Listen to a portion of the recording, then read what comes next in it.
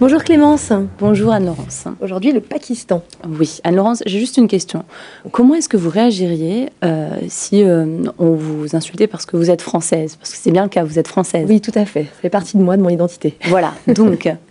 Ah ben mal, très mal. Voilà, parce que ça fait partie de votre identité. Exactement. Bien, imaginez au Pakistan, il y a des chrétiens, et parce qu'ils sont chrétiens, eh bien, ils doivent le vivre quotidiennement comme une insulte. Ça semble plutôt injuste.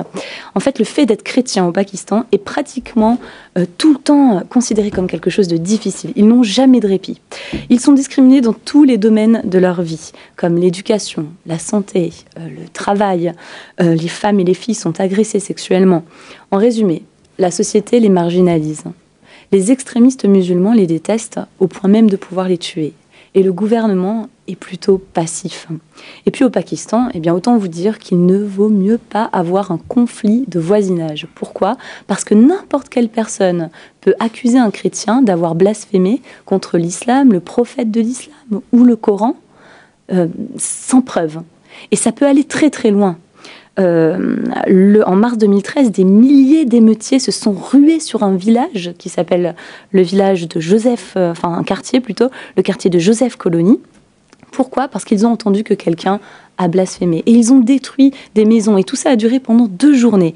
Et je ne peux pas parler de persécution au Pakistan sans faire référence à l'attentat qui a eu lieu donc en septembre 2013 à l'église de Tous les Saints à Peshawar.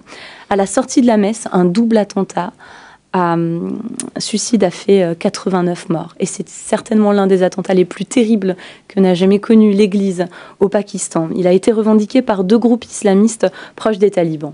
Je vous propose qu'on écoute les demandes de prière d'une chrétienne pakistanaise qui est proche des victimes de cet attentat.